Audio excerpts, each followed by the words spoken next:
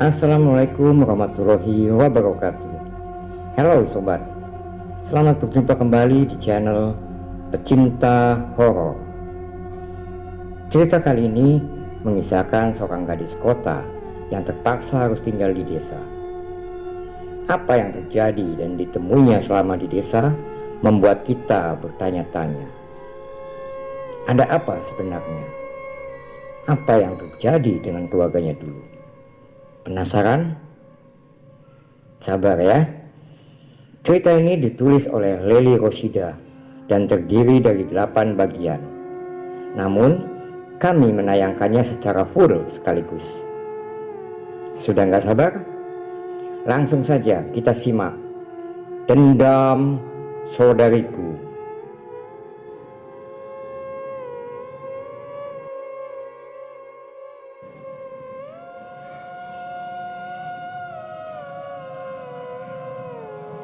Asing, itulah yang kurasakan saat ini.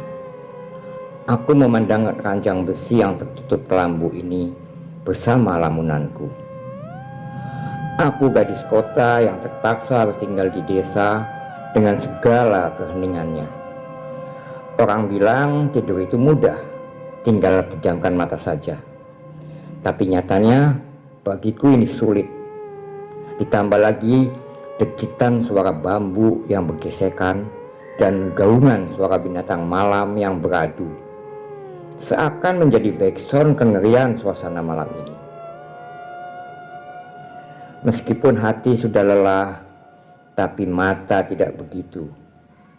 Ingin keluar kamar, tapi mau apa? Aku hanyalah orang baru di rumah ini. Tak mungkin seenaknya saja seperti di rumah sendiri. Aku rindu suasana rumahku, rindu hingar-bingar keadaan kota yang meski malam hari tetap ramai dan sibuk. Berbeda sekali di sini. Bahkan setelah Isya, tak kutemukan suara anak-anak kecil yang bermain atau berlarian di depan rumah. Semua rumah ditutup dan lampu-lampu dipadamkan. Seperti sudah siap menikmati sepanjang malam di dalam saja. Aku yang sedari kecil hidup di suasana kota menjadi suntuk dan malas dengan keadaan ini. Biasanya setelah Isya, aku dan teman-teman sekolah SMA aku nongkrong di kafe, taman, atau bahkan rumah-rumah kawanku hingga larut malam. Sungguh berkebalikan adanya. Sampai kapan aku bisa adaptasi? Padahal sudah seminggu aku di sini. Kucoba lagi memejamkan mata. Sesaat kantukku mulai bisa larut. Namun tiba-tiba suara kemerencing lonceng membuyarkannya. Kerincing, kerincing, kerincing. Siapa yang bermain lonceng malam begini? Kurasa di rumah ini tak ada anak kecil. Atau mungkin lonceng kuda atau sapi. Seingatku nenek tak punya kuda dan kandang sapinya berada jauh di belakang rumah. Tak kuhiraukan. Kucoba kembali terlelap. Tetapi rincingan suara lonceng semakin keras dan memekakan telinga. Ih, ganggu aja. Siapa sih? Runtukku dalam hati sendiri kesal. Kucoba beranjak dari kasur untuk mencari tahu. Kusibak tirai kamar yang menutupi ranjang. Ya, kamarku masih seperti kamar orang-orang dulu, dikelilingi tirai tipis agar tak diganggu nyamuk. Maklum ini desa, nyamuk di sini gigitannya lebih kuat dari vampir dan jelas tak ada AC. Kutarik pelan gagang pintu kamar. Perlahan kuedarkan pandang menelisik keadaan. Mesti dengan cahaya remang-remang aku bisa menemukan sosok wanita terduduk di lantai depan TV. Siapa dia? Ia memakai gaun tidur lusuh berwarna agak pink. Jelas itu bukan nenek. Dia terlihat seperti sebaya denganku. Apa aku salah lihat? Siapa kamu? Tanyaku setengah berbisik, takut membangunkan nenek dan Bude. Ia masih dengan posisi awal. Dia menunduk dengan rambut menjuntai menutupi wajahnya. Melihat ia tak menggubris, aku mulai bergidik ngeri. Detik ini juga hawa panas mulai menjalari tubuh, memaksa bulu kuduk berdiri sendiri. Segera aku tarik kembali handle pintu, mencoba menutupnya. Tapi seketika wanita itu menoleh kasar ke arahku. Aku tercekat memandangnya, lalu meneguk saliva sendiri. Tangan dan kaki mulai gemetar tak tentu, seperti tak ada tenaga untuk bergerak. Kulihat dia mulai menyeret tubuhnya mendekat. Dengan tangannya ia beranjak. Kakiku semakin lemas. Bibir hanya bisa mengatup tanpa suara. Gemerincing lonceng di kakinya semakin menderu.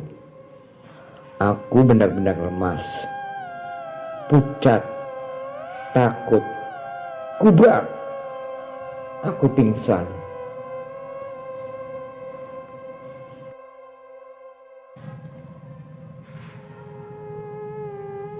Sinar mentari yang hangat membangunkan aku.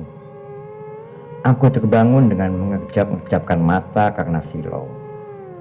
Jendela kamar sudah terbuka sempurna, memaksa cahaya pagi menerobos dinginnya kamarku. Kubangunkan tubuh dan duduk di atas kasur, memandang alam luar. "Sudah bangun, Fa?"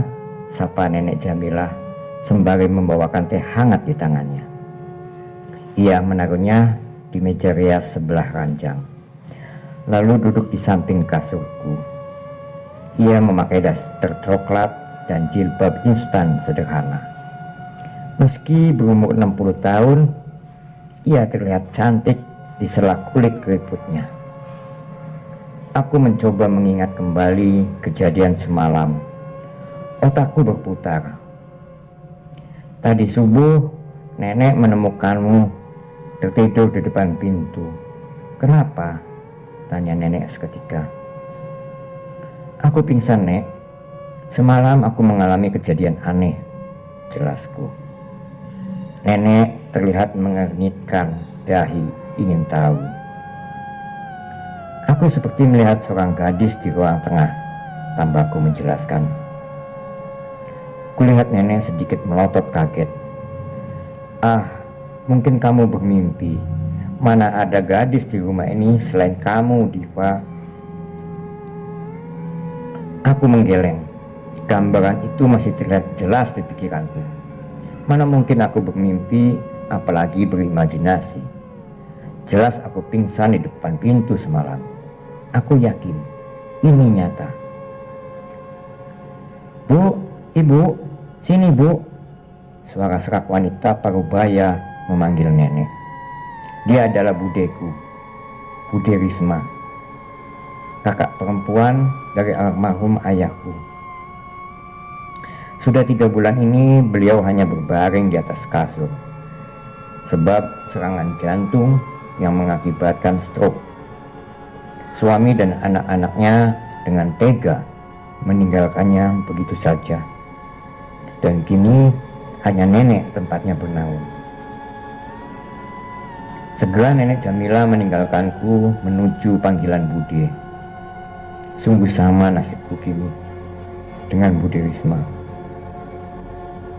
Sama nasibku kini dengan Bude Risma. Kami sendiri sebatang kara tanpa keluarga. Beruntung kami masih punya Nenek Jamila yang masih sehat. Meski usianya sudah sepuh, tapi semangatnya begitu tinggi. Ayah dan ibuku mengalami kecelakaan 10 hari yang lalu sepulang dari syuting. Ya, ibuku seorang artis sinetron Kejar Tayang, dan ayahku manajernya. Mereka mengalami kejadian naas itu di jalan dekat rumah Nenek. Entah apa yang terjadi.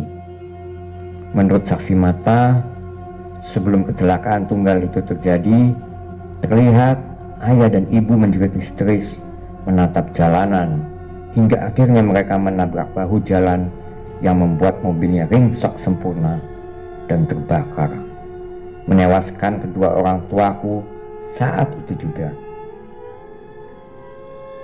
Karena aku anak tunggal dan tak punya sanak keluarga di kota, aku pun diboyong nenek ke desa ini untuk tinggal bersamanya dan Bude yang sedang sakit. Awalnya aku menolak, tapi tak ada pilihan. Akhirnya aku setuju dan pasrah saja. Ku beranjak dari kasur dan mengikuti nenek ke kamar Bude Risma.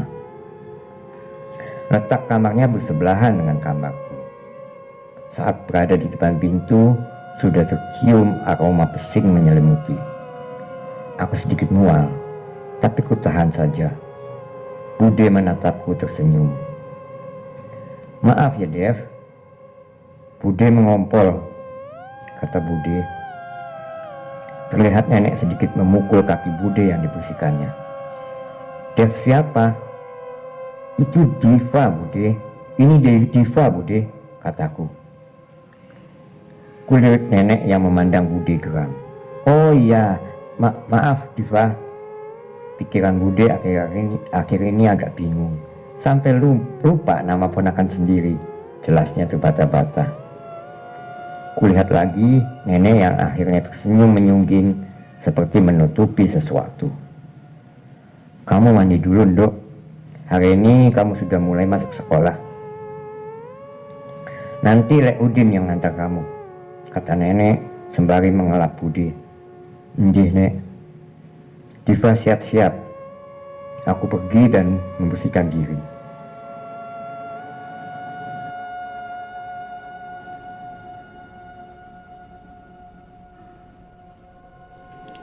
Lek Udin sudah menunggu di depan gazebo rumah sambil menyisap rokok dia menantiku.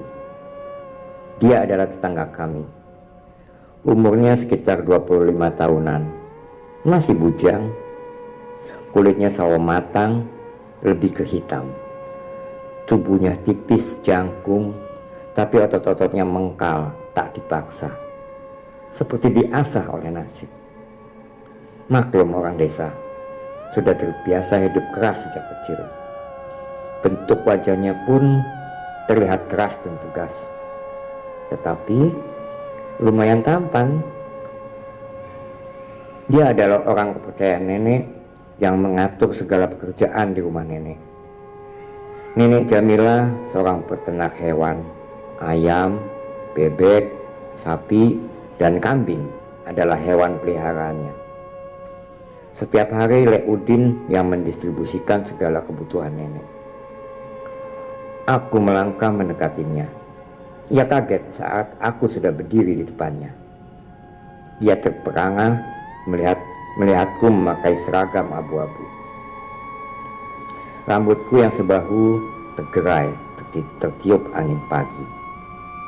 Kusibakan pelan dan menyelipkannya di sela telinga. "Monggo, Lek. Nanti terlambat," kataku membuyarkan lamunannya. Iya Neng," katanya seraya membuang puntung rokok lalu menginjaknya. Motor metik hitam segera diseretnya. Ia mendekat ke arahku dan mempersilahkanku duduk. "Ayo Neng." Kami menyusuri jalanan desa dengan perlahan. Maklum, jalannya tak semulus kota. Jika terlalu kasar, bisa-bisa kami tersungkur. Aku suka suasana pagi desa. Terlihat warga sibuk dengan segala aktivitasnya. Ada yang membawa cangkul, ada yang sudah membawa rumput tinggi-tinggi di sepeda. Banyak pula ibu-ibu yang membawa keranjang belanjaan. Tukang-tukang sayur tergelak bersama ibu-ibu di pertigaan gang. Ada anak-anak yang berlarian di pinggir-pinggir sawah. Sungguh suasana yang menenangkan. Ditambah dinginnya udara alami yang tak pernah kurasakan saat aku di kota dulu. Orang-orangnya begitu ramah, terlihat mulai kami berangkat sampai ke sekolah. Leudin tak hentinya disapa orang di sepanjang jalan. Aku hanya bisa mengangguk dan tersenyum untuk membalas sapaan mereka. Sesampainya di sekolah, aku celingukan. Bingung harus apa dan kemana. Leudin yang melihatku begitu segera memanggil seorang gadis. Ia melambaikan tangan, lalu mendekat. Kulihat nama sekolah di lengan kanannya. Kuduga ia murid sekolah ini juga. Ia tak terlalu tinggi, wajahnya bulat dengan pipi yang tembem. Apalagi dia berhijab, menambah kesan bulat sempurna, tapi menggemaskan. Melihat tingkahnya, ia terlihat lucu dan menyenangkan. "Apa, Lek?" tanyanya dengan logat centil. "Ria, ini Diva, cucunya Nek Jamila. Baru masuk hari ini. Tolong kamu anterin ya. Saya juga nggak tahu harus kemana soalnya," kata Leudin medok. "Siap, Lek. Ayo," ajaknya seraya menggandeng tanganku dan menyeretku masuk. Leudin melambaikan tangannya dan tersenyum pergi. Ia mengajakku menyusuri lorong sekolah yang lumayan panjang. Hingga sampai di sebuah ruangan kami berhenti. "Assalamualaikum," sapanya tak menunggu jawaban. Ia mengajakku masuk. Di sana para pengajar menatap kami berdua. "Ngapunten Pak, Bu, ini Diva, katanya anak baru." Ria memperkenalkan aku. "Oh iya, mari duduk," jawab seorang guru lelaki. Aku mulai ditanyai dan dicatat di sebuah buku. Setelah semua selesai, aku diajak Ria masuk ke kelas. Beruntung aku menjadi teman sekelasnya. Jadi aku tak perlu canggung untuk bertemu orang baru lagi. Seketika semua mata tertuju padaku. Hening sebentar. "Hei semua, anak baru nih, Diva namanya," kata Ria dengan centil. Ada yang berbisik ke temannya, dia bukannya anak Lisa Widya, pemain sinetron itu ya?" Langsung kusahut begitu saja. "Iya, dia almarhumah ibuku." Semua terlihat mengangguk, lalu kembali dengan keriuhan masing-masing. Ria menyeretku untuk duduk di bangku paling ujung. Ada seorang gadis yang menempelkan wajah di atas bangku di situ.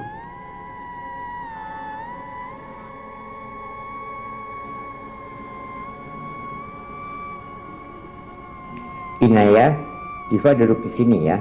Kamu kan sendirian," pinta Ria. Ia mengangguk tanpa mengangkat wajah, lalu menggeser tubuhnya menepi mempersilakanku. Aku duduk di sebelahnya. Seketika wajahnya menegang menatapku. Ia bangun dan melihatku tajam. "Apa?" tanyaku seketika. "Aura mistismu kental," jawabnya aneh. Aku mengernyit. Ria yang duduk di depanku menoleh. "Udahlah In, anak baru, jangan ditakut-takutin gitulah." "Maksudnya?" tanyaku heran. "Kamu diikuti," jawabnya tegas. "Hah?" Aku melongo. Ria sedikit menepuk tangan Inaya yang masih di atas bangku. "Jangan diterusin Aku masih bingung bergantian menatap keduanya. Inaya ini anak indigo, Pak. Bahkan warga sini sering minta pertolongan sama dia soal hal mistis. Aku mengangguk. Kulirik Inaya yang masih setia menatapku. Aku jadi sedikit ngeri dan canggung.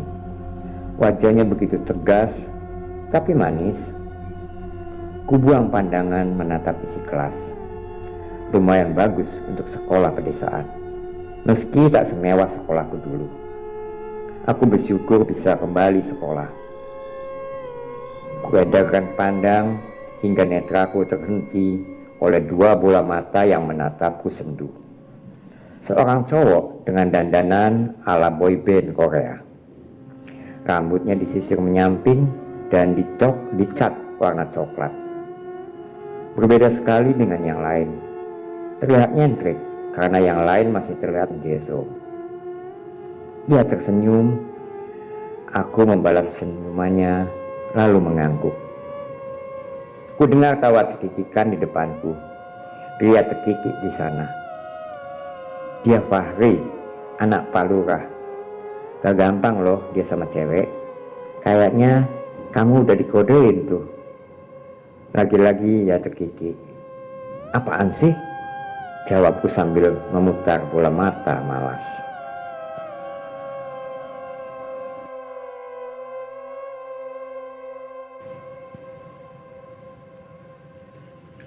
Sepulang sekolah, aku diajak pulang bareng Ria. Karena ternyata rumah kami tetanggaan. Hanya terpaut 4 rumah saja. Kami berpapasan dengan Lek Udin. Dia segera berbelok karena melihatku dibonceng Ria. Kalau gitu saya pamit ke toko ya, Neng Diva. Tolong bilang ke Nek Jamila. Teriaknya di atas motor. Iya Lek, jawabku tak kalah kencang. Aku diturunkan Ria tepat di depan rumah. Di sana ada nenek yang menuntun Bude di atas kursi roda. Mereka menatapku.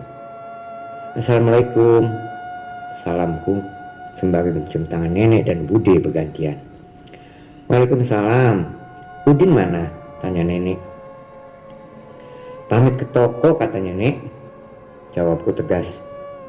Oh, jawabnya begitu saja.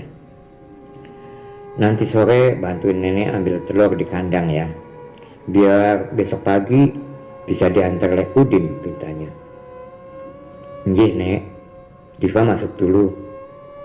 Izinku berpamit masuk. Sore ini aku menepati janji ke nenek untuk membantunya mengumpulkan telur ayam dan bebek. Sudah seminggu ini aku mulai terbiasa. Meski awalnya aku mual muntah, maklum anak kota. Tak perlu lagi menunggu nenek dan Lek Udin, aku udah sigap dan cekatan. Tak terasa waktu hampir surup.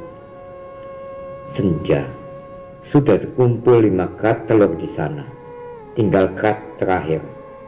Aku masuk ke kandang yang letaknya paling ujung, bersebelahan dengan suatu ruangan tertutup.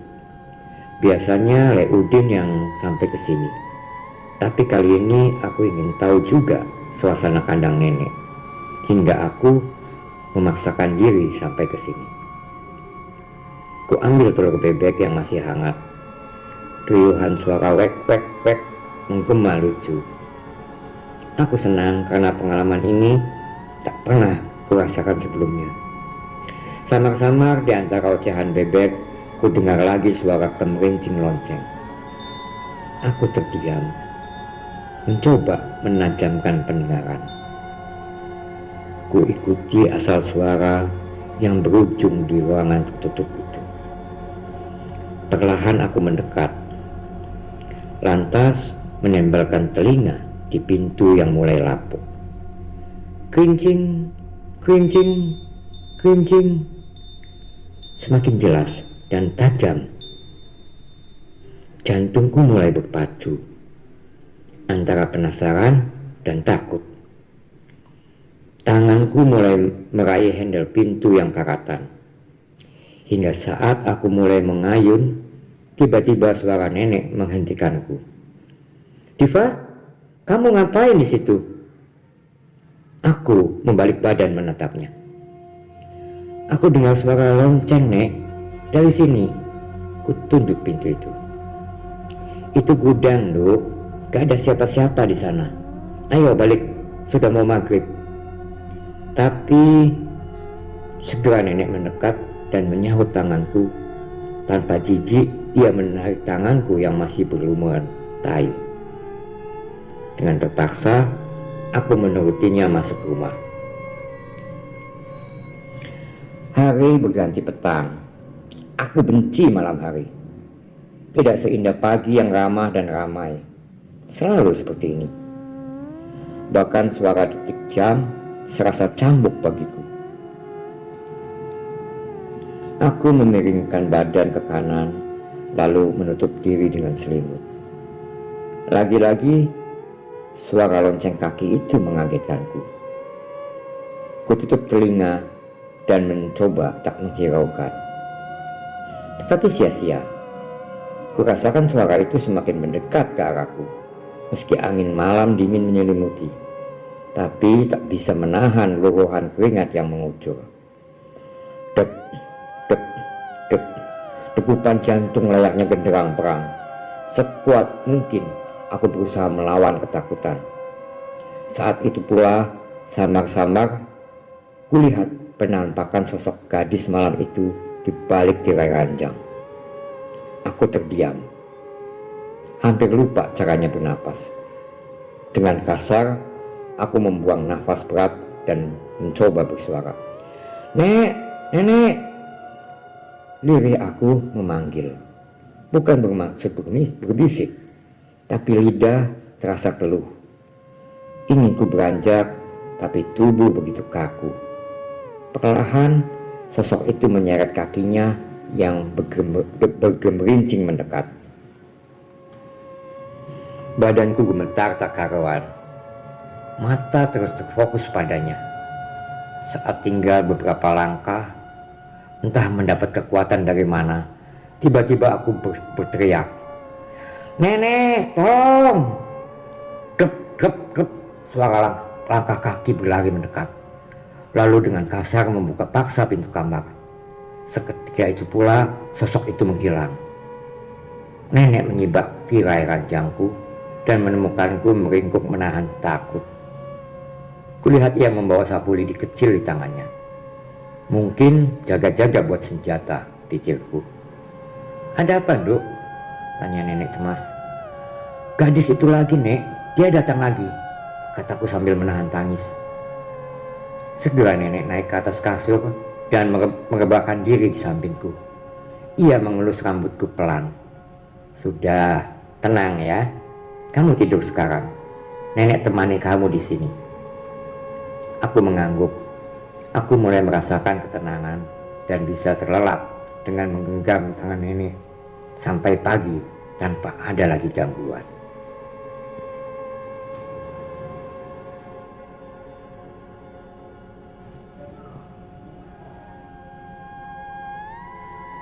Subuh, aku dikagetkan suara teriakan Bude Risma dari kamar sebelah. Kulihat nenek sudah tak ada di sampingku. Hanya meninggalkan sapu lidi di sisiku. Bu, ibu, teriaknya lagi. Dengan setengah malas aku berdiri menghampirinya. Kutemukan dia sudah terduduk di lantai. Diva, tolong Bude, pintanya sembari merentangkan tangan. Kupapa dia berdiri dengan susah payah karena kakinya yang lumpuh tak mampu menopang. Bude, ngapain kok sampai jatuh? Tanyaku saat sudah bisa menelonjorkannya di atas kasur. Tadi Bude diajak Devi. Tiba-tiba saja Bude melangkah dari kasur tanpa sadar, jawabnya. Devi? Devi siapa? Tanyaku penasaran. Tiba-tiba nenek datang dari musola masih lengkap dengan mukena putihnya. Membuatku bertingkat kaget. Astagfirullah, teriakku. Nenek melotot. Kamu ini kenapa? Lihat nenek kayak lihat setan aja, ujar nenek seketika. Kuelus dadaku dan membuang nafas. Bude tertawa meledek. Sudah, mandi sana. Sholat, terus siap-siap sekolah, suruh nenek memaksa. Sebenarnya aku masih menunggu jawaban dari Bude tentang Devi. Namun mungkin belum tepat. Nanti pasti aku tanyakan kembali. Pagi ini seperti kemarin, Leudin sudah bersiap mengantarku ke tempat menuntut ilmu. Sebenarnya aku bisa bermotor sendiri. Dulu aku juga apa-apa sendiri. Tetapi di sini nenek melarangku. Mungkin takut aku jadi suka keluyuran atau mengapa? Aku juga tak tahu. Sesampainya di gedung pendidikan itu, Leudin segera berpamit. Aku mengangguk dan membiarkannya berlalu. Suara cempreng Ria seketika menyeruak. "Diva!" teriaknya di antara kerumunan siswa. Ia berlari kecil menghampiriku. "Tadi aku susul kamu ke rumah."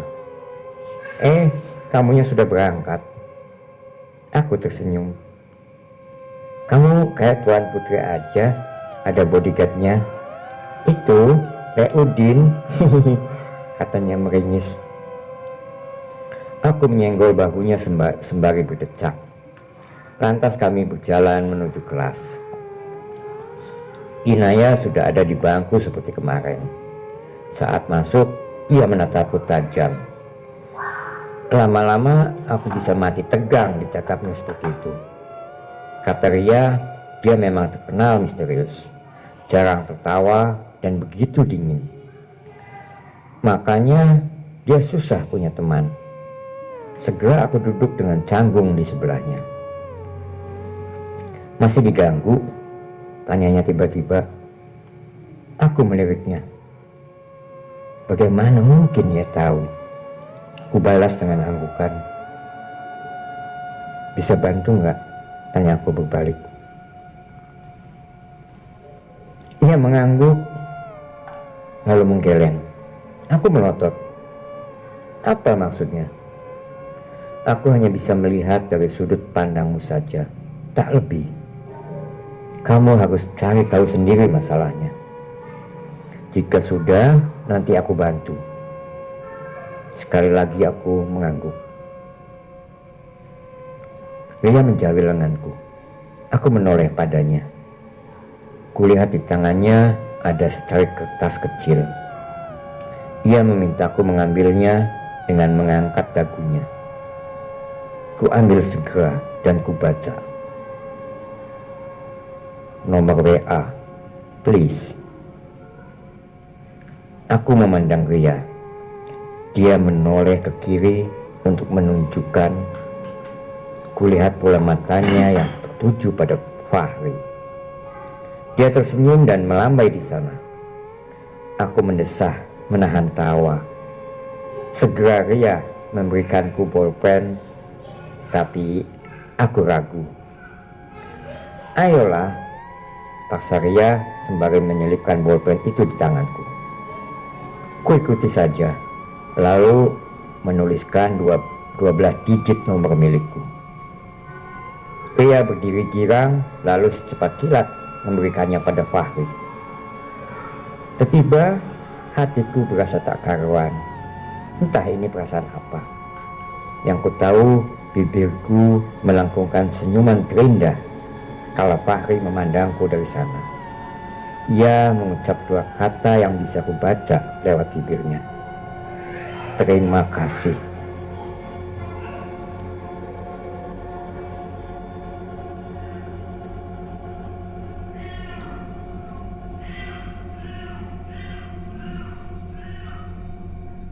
Sepulang sekolah, aku merebahkan diri di kasur, mengingat kejadian tadi pagi. Tak terasa, itu membuatku senyum-senyum sendiri. Aku merasakan panas di sekitar pipiku. Ku beranjak duduk di kursi rias, memandang wajahku yang pink merona lewat pantulan cermin. Ku pangku pipiku dengan kedua tangan. Aku terbahak sendiri. Ini benar-benar lucu. Dut, dut. Ponselku bergetar. Ku baca di layar ada nomor tak tersimpan. Ku usap benda pipi itu, lalu membuka pesan yang masuk. "Hai, ini Fahri. Save ya." Aku membacanya sambil kegirangan. Kulihat lagi wajahku di cermin.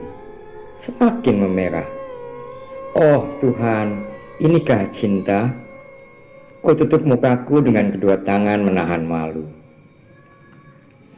Saat ku buka telapak tangan ini, seketika aku terperanjat kaget melihat penampakan gadis itu lagi di belakangku. Napasku tertekat. Sontak aku menoleh ke belakang, memastikan tak ada siapa-siapa. Ku putar lagi wajahku di cermin. Tidak, dia masih ada. Dengan gemetar, ku ulangi lagi menoleh ke belakang dengan perlahan. Dan sekali lagi, nihil. Rasanya aku tak mau lagi memandang cermin. Aku memejam, menahan takut. Tiba-tiba, aku merasakan bahuku disentuh sebuah tangan. Aku semakin mempererat pejaman mata. Napas mulai memburu tak tentu. Diva, ditunggu oleh Udin di belakang. Suara nenek membuat napasku teratur kembali. Aku membuka mata lega. "Nggih, Nek, bentar lagi," jawabku memandangnya tajam. Berharap ia tak berubah menjadi gadis itu. Nenek melirikku dengan pandangan heran. Kubalas dengan meringis saja. Hari ini buah-buahan nenek di kebun belakang mau diborong sama tengkulak buah. Ada mangga, jambu, dan belimbing. Pagi tadi aku sudah dipesan nenek untuk membantu Lek Udin mencatat dan mentotal. Karena kata nenek, dia lemah soal hitung-hitungan. Maklum, dia hanya tamatan SD. Seringkali salah hitung yang kadang membuat nenek kebingungan. Tapi nenek tak pernah mempermasalahkannya. Karena bagi nenek, kebun buah ini bukan prioritas utamanya. Hanya sekedar keberuntungan saja tumbuh dengan sendirinya.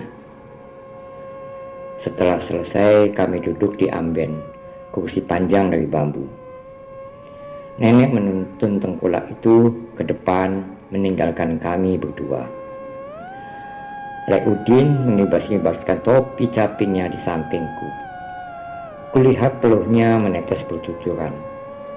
Jelas saja, karena siang ini begitu teriknya. Dan Lek Udin habis memanjat sampai ke pucuk pohon yang panas. Aku menuangkan es teh yang sudah disediakan nenek di pucuk amben. Kusodorkan segelas kepadanya. Tiba-tiba ia menatapku sendu. Caping yang dipegangnya terlepas ke tanah.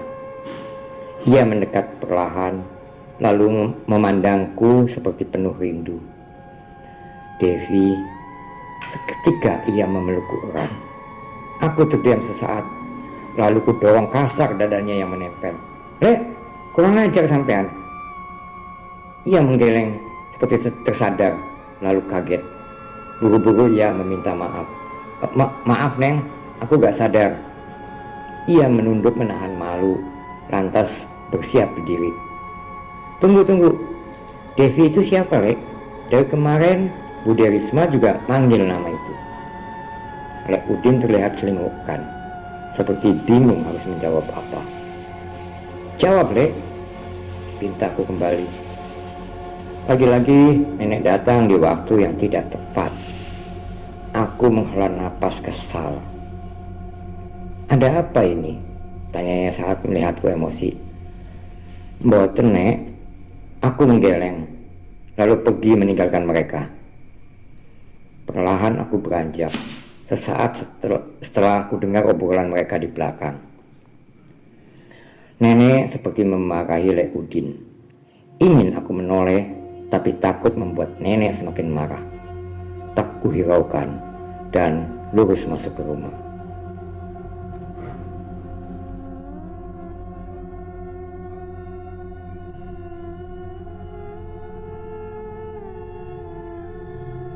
Saat melewati kamar Bude, aku tertegun melihat Bude berdiri menatap cermin. Kulihat ia sedang menyisir rambutnya pelan. Apa aku tidak salah lihat? Aku mendekat ke depan pintu. Bude udah bisa berdiri. Alhamdulillah," kataku sumringah. Tapi ia tak menggubrisku. Bude, sejak kapan Bude bisa berdiri? Ia masih terdiam dan terus menyisir rambutnya di depan cermin. Aku mulai merasa aneh. Kutolekan wajah sedikit miring untuk melihat wajah Bude di pantulan cermin. Astaga, itu bukan Bude. Kakiku mulai lemas dan ketakutan berkecamuk. Kulihat gadis itu lagi. Ingin kufokuskan mata untuk melihat wajahnya agar tahu siapa dia sebenarnya. Tetapi aku terlalu gemetar. Tanganku memegang daun pintu untuk menjaga keseimbangan. Kakiku semakin lemas, tak kuat menopang berat badanku sendiri. Aku terkulai lemas di depan pintu. Diva, Diva. Panggilan itu menyadarkanku. Ku dengar itu suara Bude Risma. Ku toleh lagi ke depan cermin. Tak ada. Kamu kenapa sih, Fa? Panggilnya lagi. Sekarang aku bisa mendengar asal suara itu. Dia Bude yang asli. Masih berbaring di atas ranjang. Aku mencoba menstabilkan napas. Kemudian bergegas berdiri mendekati Bude. Tadi aku lihat Bude di situ, kataku sambil menunjuk depan cermin. Kamu ini ada-ada aja. Gak mungkin lah Bude bisa, jawabnya heran. Tak menyia-nyiakan kesempatan, aku pun bertanya padanya. Bude, sebenarnya Devi itu siapa? Ia terlihat kaget sejenak, lalu tersenyum. Orang tuamu dulu gak pernah cerita. Aku mengangkat alis. Tentang Devi, Bude meneruskan. Aku menggeleng. Dia ponakan Bude juga, kesayanganku. Maksudnya? Maaf Diva, Bude belum bisa cerita banyak. Mungkin kalau waktunya sudah tepat, nenek yang akan memberitahumu. Sebenarnya aku masih penasaran dengan jawabannya. Tapi aku tak bisa memaksa. Mungkin benar kata Bude. Waktu yang akan menjawab. Aku harus lebih bersabar. Hari Minggu. Pagi buta, aku sudah terbangun dengan perasaan gembira. Karena semalam Ria mengirim pesan jika hari ini akan datang ke rumah bersama Fahri untuk kerujakan. Kemarin aku memang sempat memfoto mangga muda dan belimbing ranum. Lalu kukirimkan pada kontak Ria. Dia membalas dengan emoticon ngiler. Beberapa menit kemudian ia mengirimkan screenshot obrolannya dengan Fahri yang berencana main ke rumah. Aku girang bukan main, tetapi berusaha sok jaim. Ku balas chat Ria dengan emoticon marah. Dia mengirimkan stiker terbahak. Lalu mengetik kata please. Akhirnya aku jawab dengan oke. Selesai mandi, aku bersiap ke warung depan rumah. Mau kemana pagi begini? Tanya nenek heran sambil membawa gagang sapu. Ke warung Mbok Yati, Nek. Mau beli bahan buat rujakan. Nanti temen Diva mau kesini. Nenek mengangguk saja. Kalau rujakan di belakang saja, biar gak perlu ngepel rumah, sarannya padaku. Nggih, Nek. Sekalian nanti ambil mangga muda yang masih di pohon. Cah wedok, ojo pencilaan. Pakai galas saja, kata nenek selanjutnya.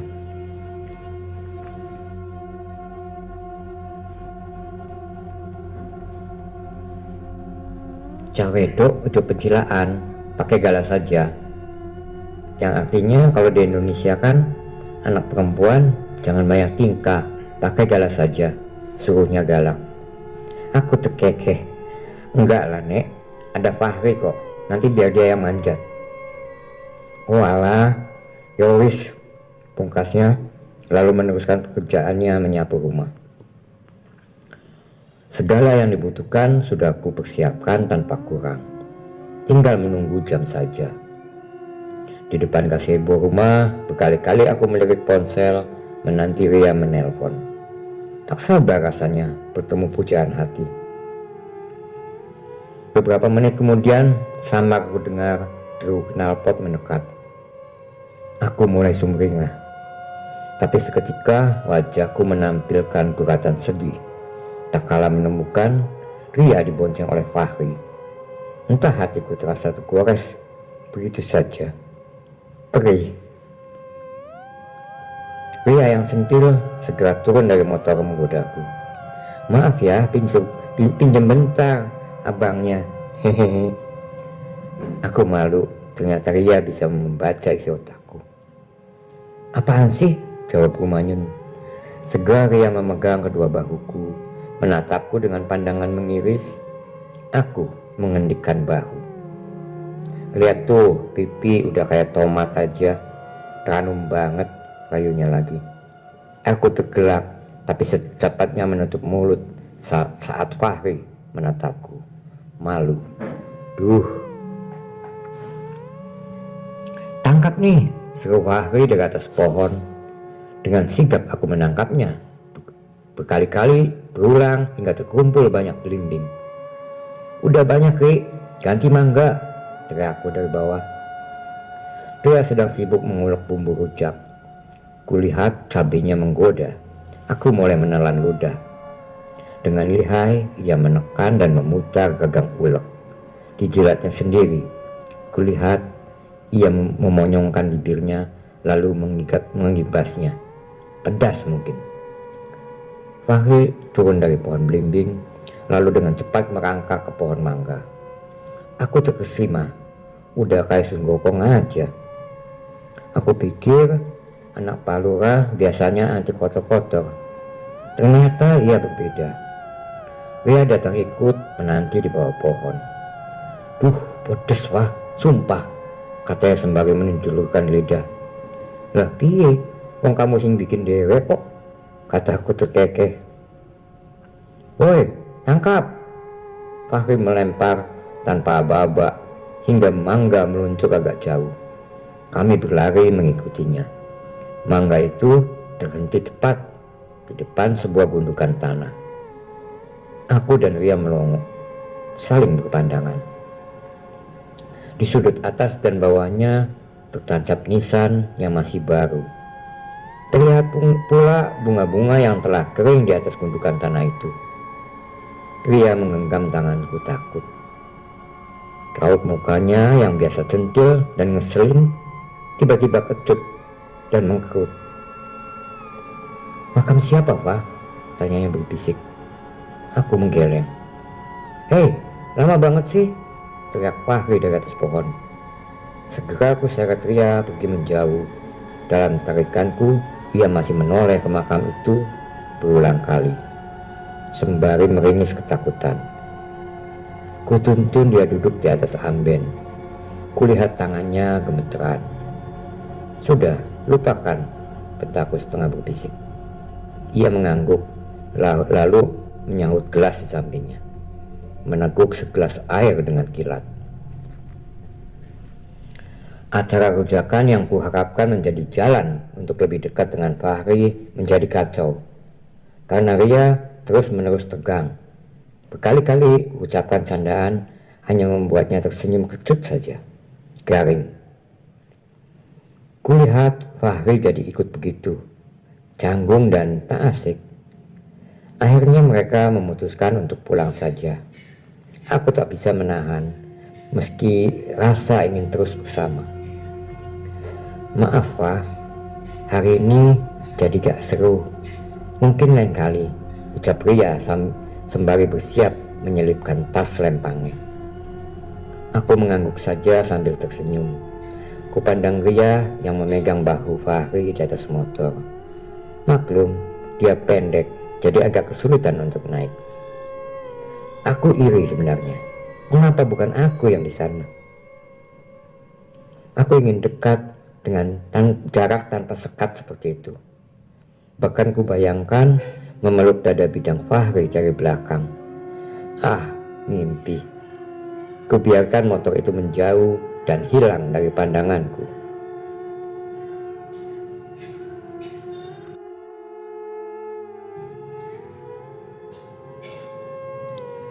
Sore harinya seperti biasa, aku membantu nenek mengumpulkan telur hewan unggasnya. Lek Udin sedang mengaduk dedak makanan unggas di depan kandang. Di bawah pohon bambu yang berderet, rapi dan sejuk. Aku mendekatinya. Lek, tadi aku gak sengaja masuk lebih jauh ke kebun mangga nenek. Di sana aku menemukan kuburan. Punya siapa? Ia melotot memandangku. Tangannya yang tadi memutar terhenti begitu saja. Kulihat ia menelan ludah. Ah, mungkin yang Diva salah lihat, candanya mengada-ngada. Aku menggeleng. Gak mungkin lah, Lek. Wong Ria aja sampai ketakutan kok. Ia mulai celingukan. Kok tadi aku gak diajak sih, Neng? Aku kan juga pengen. Dari kemarin cuma bisa ngiler metik buah. Jawabnya mengalihkan obrolan dan kembali mengaduk dedak.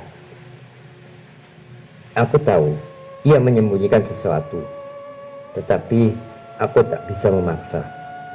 Harus lebih lembut lagi sepertinya. Lek, maaf, aku gak bisa maksa.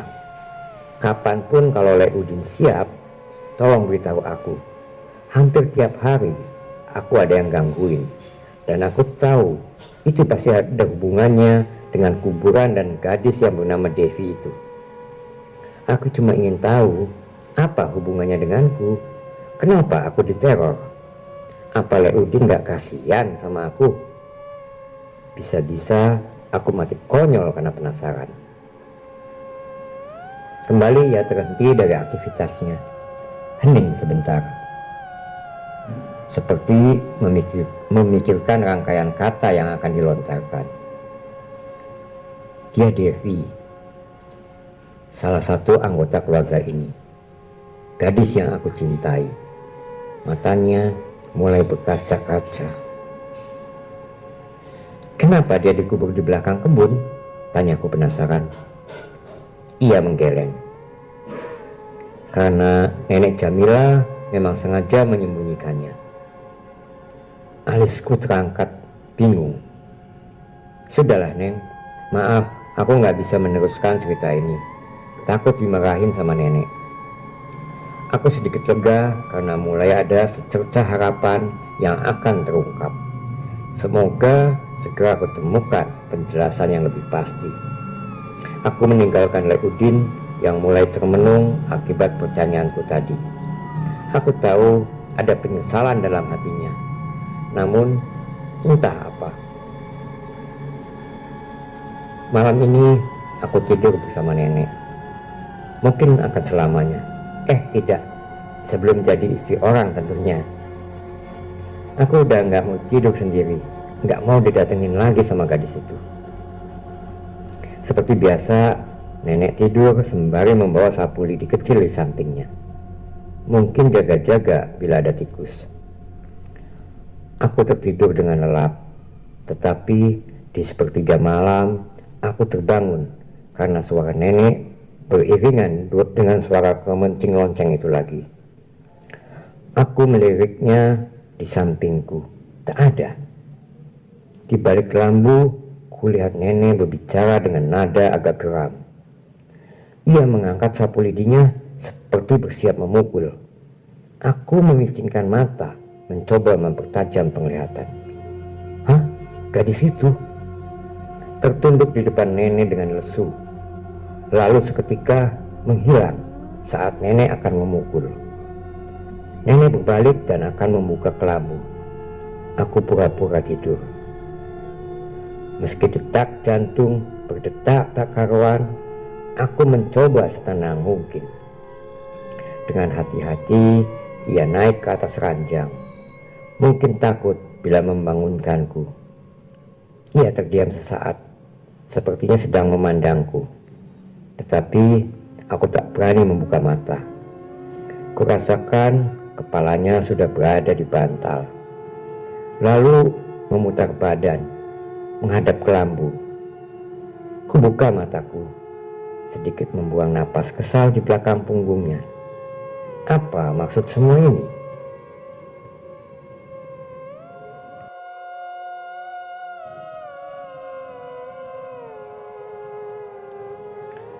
Paginya ku ceritakan sedikit yang aku ketahui kepada Inaya. Ia mulai angguk-angguk kepala. Apa kamu bisa cari sesuatu barang milik dia?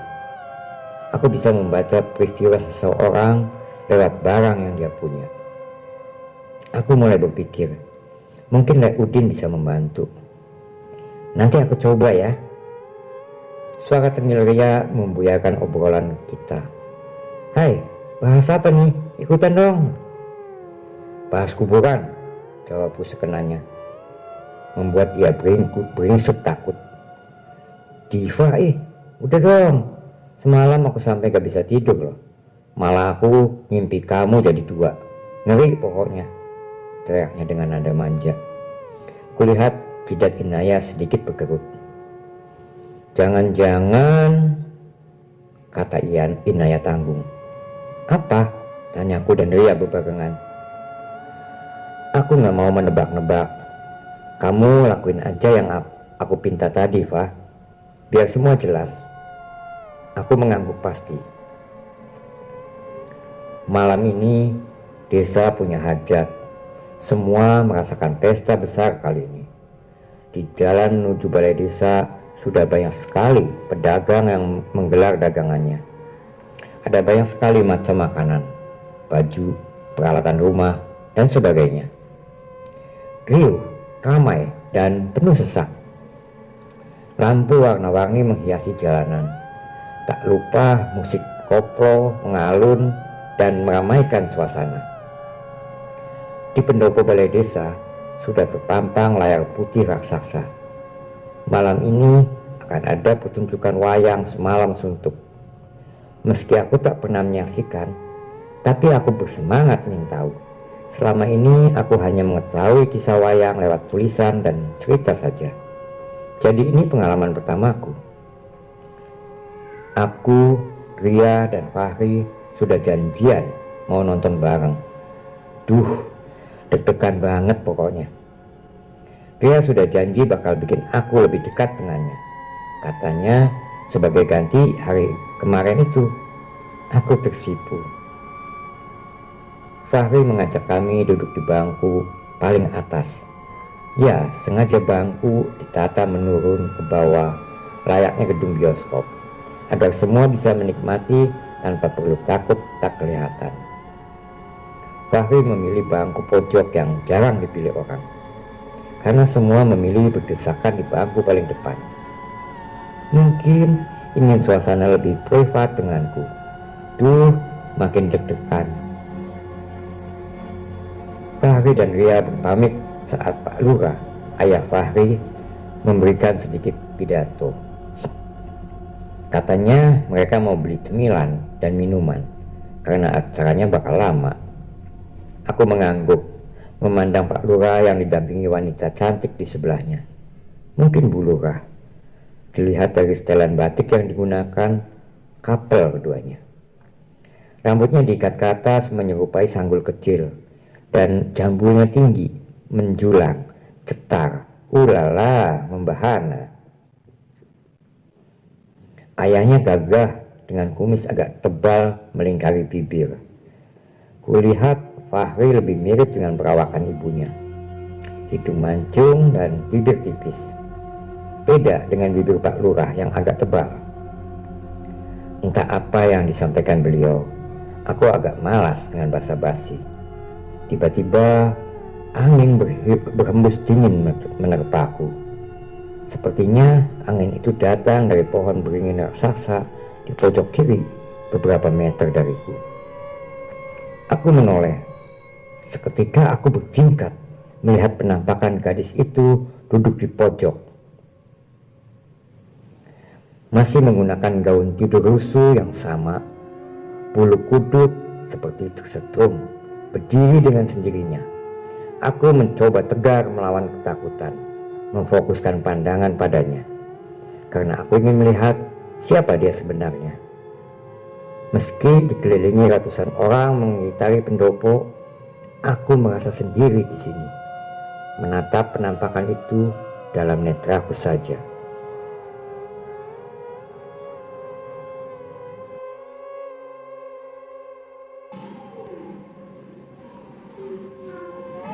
Perlahan ia menolehkan wajah, mempercepat laju jantungku.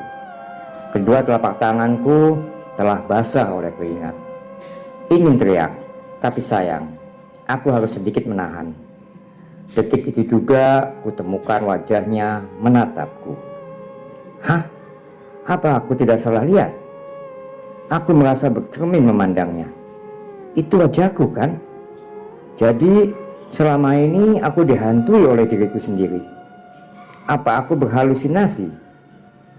Aku semakin melongo dibuatnya. Tiba-tiba tatapan mata tanpa pupilnya penuh amarah, seperti bersiap menerkamku. Tubuhku bergetar hebat. Aku juga siap untuk melompat. Seketika itu juga dengan kilat dia berlari kencang ke arahku. Tenaga yang kusiapkan untuk meloncat ternyata percuma. Aku hanya bisa menganga tanpa bersuara.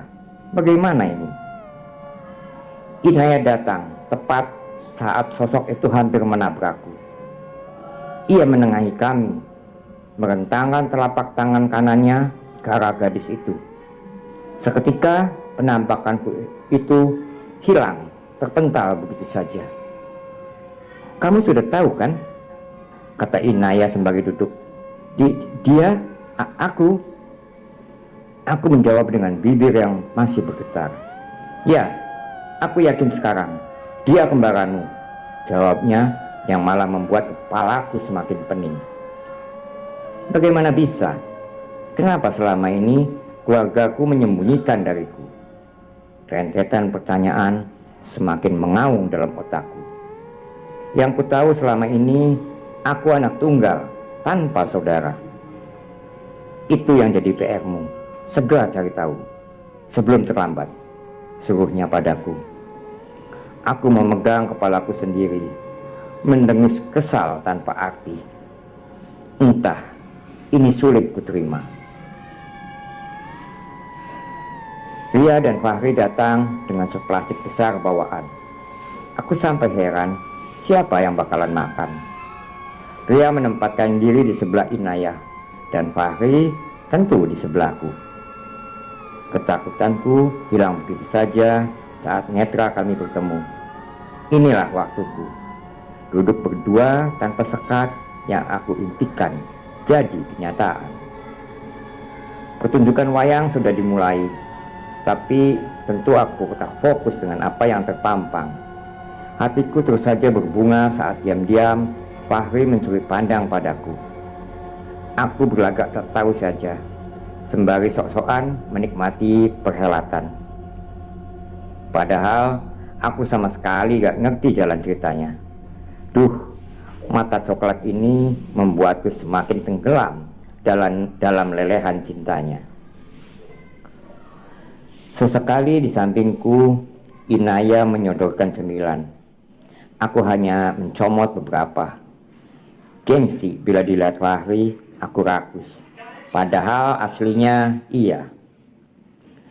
Beberapa kali pula aku berikan cemilan itu pada Fahri. Ia hanya menerimanya tanpa memakan satupun. Hanya menyedot minuman dari gelas dengan rasa kopi. Semakin lama aku mulai tak nyaman. Bukan karena Fahri, tapi bosan dengan apa yang disuguhkan. Entah mungkin aku anak kota. Lebih suka berjingkrak-jingkrak menonton konser band daripada diam semalam suntuk seperti ini. Berkali-kali gelakan tawa warga menyeruak. Inaya dan Ria pun begitu. Mereka terpingkal tak karuan. Aku bingung, apa yang membuat lucu? Aku yang sedikit ikut tertawa seakan larut dalam suasana. Padahal benar-benar gak ngerti apa yang mereka tertawakan. Di sela riuhan dan tepuk tangan penonton, tiba-tiba tangan Fahri memegang tanganku. Aku menoleh padanya. Ia tersenyum memandangku sendu. Ia meremasnya, membuat daraku berdesir hangat. Aku menggigit bibir sendiri, mencoba menahan pergolakan hati. Namun, di sebelahnya Fahri yang tadi kosong, kulihat sosok kembaranku memandang kami dengan geram, seperti tak suka bila kami bersama. Aku membalas remasan tangan Fahri. Bukan karena cinta, tapi ketakutan yang kutahan. Aku menolehkan wajah ke Inaya di samping. Ia mengangkat dahu, seolah bertanya. Kutolehkan lagi wajahku di samping Fahri, ingin menunjukkan pada Inaya. Tapi tak ada. Kembali Inaya menghadap depan, tak memperdulikanku. Fahri yang tahu aku celingukan segera merapat ke tubuhku. Ia merangkul bahuku dari belakang, membuatku risih. "Kamu takut apa? Kan ada aku di sini," katanya sembari mendekatkan bibirnya ke telingaku. Aku sedikit menggeser, menjaga jarak. Ia malah terus menabrakku. "Diva, geseran sana tutur Inayah yang kupepet. Tangan Fahri semakin liar mengelus dan menjibakkan rambut lurusku yang sebahu. Aku tak tahan lagi. Aku gak mau diginiin. Aku berdiri. Seketika itu kedua temanku menatap. "Mau kemana?" tanya Ria. "Pulang, aku ngantuk," celetukku kasar. Lalu mengendap-endap di antara kerumunan penonton untuk pergi. Aku tahu Fahri mengikutiku. Aku semakin terburu-buru berlari. "Diva, tunggu." Sebenarnya aku malas, tapi aku tak mau jadi sorotan penonton. Akhirnya ku pelankan laju kakiku. Saat sudah agak jauh dari balai desa dan hilang dari pandangan orang-orang, aku mulai mensejajarkan langkahku dengan Fahri. "Aku minta maaf, Pak. Aku terlalu lancang padamu," pintanya memelas. "Iya, aku maafkan. Asal jangan diulangi lagi," kataku memutus kesal. Ia mengangguk tersenyum. "Aku antar kamu pulang ya." Aku sedikit mikir, tetapi membalasnya dengan anggukan saja. Karena sudah malas sama dia. Lagian bila aku pulang sendiri, agak seram sih. Rumah nenek agak jauh dari sini. Mana mungkin aku berjalan kaki. Bisa-bisa aku dibegal sama orang. Ih, ngeri. Aku diboncengnya dengan motor Ninja merah. Agak risih sebenarnya, karena terpaksa kami harus berdekatan kembali. Entah, rasa kagumku pada Fahri hilang begitu saja hanya karena perlakuannya padaku tadi. Di tengah perjalanan, kami melewati rumahnya. Ia menunjukkannya padaku. Rumah mewah dan besar, lantai 2. Jelas saja rumah Pak Lurah. Aku juga tak tahu pasti kekayaannya itu dari mana. Yang ku tahu, ia orang paling kaya di kampung ini. Rupanya jarak rumah kami tak begitu jauh. Selang beberapa rumah, aku sudah selamat sampai di kediaman. Ku ucapkan terima kasih padanya sembari melambaikan tangan. Ia membelokkan motor perlahan. Sebenarnya aku masih menginginkannya melihat gayanya di atas motor dengan sweater abu muda dan sepatu putih itu. Apalagi rambutnya yang berponi, gemas, ala opa-opa Korea, membuatku kembali meleleh. Lamunanku buyar, tak kala motor itu menjauh, membawa boncengan sesosok gadis itu lagi. Aku terkejut, ingin rasa memanggil Fahri, tapi ia sudah terlalu jauh. Semoga saja tak terjadi apa-apa padanya.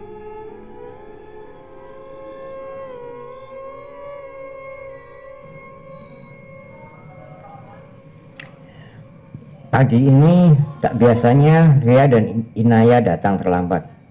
Mungkin akibat semalam suntuk begadang nonton wayang. Bahkan hingga bel menggema, tak jua kutemukan batang hidung mereka. Sepi rasanya. Kunikmati saja hari ini dengan kesendirianku.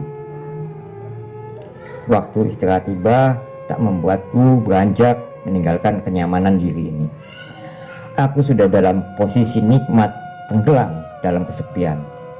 Meski kerongkonganku terasa kering, rasanya aku malas berkutik. Kuselonjorkan kaki di bangku Inaya yang kosong. Lantas sedikit menengadah dengan bantuan punggung kursi. Terasa nyaman sendiri. Aku terpejam. Aku tersentak kaget saat kakiku terasa dingin seperti tersentuh es. Aku bertingkat. Fahri tergeletak di sana. Hahaha, kaget ya, ucapnya seraya menempelkan plastik es di kakiku. Ku turunkan kaki dari bangku. Fahri mendudukinya. Maaf ya, nih. Ia menyodorkan seplastik es teh di tangannya. Ku terima dengan senyum. Langsung kuseruput begitu saja. Ah, dingin dan manis. Semanis cintanya padaku. Aku masih meneguk es teh. Dan Fahri menatapku dengan mata coklat indahnya. Aku mulai tersipu. Rasanya jantung ini hampir copot saat ia menopang wajahnya dengan tangan yang ditempelkannya pada bangku. Badannya menghadap ke arahku. Lalu lebih fokus menusukkan tatapan netranya itu. Aku terbatuk. Ia cemas, lalu merangkul bahuku dan menepuknya pelan. Kulihat tak ada seorang siswa pun dalam kelas. Aku mulai sedikit takut mengingat kejadian tadi malam. Aku menggeser tubuh merapat ke tembok, kemudian membuang pandangan. Tak berani lagi menatapnya. Ia terlihat tersenyum nakal. Aku tak tahu apa yang ada dalam pikirannya. Makasih ya, semalam benar-benar indah. Tak akan pernah kulupakan, ucapnya dengan nada merayu yang dibuat-buat.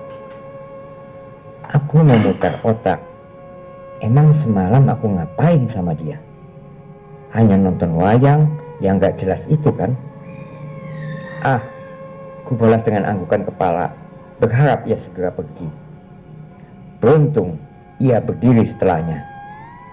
Saat ia berlalu, aku memandangnya sambil menyesap es teh di tangan.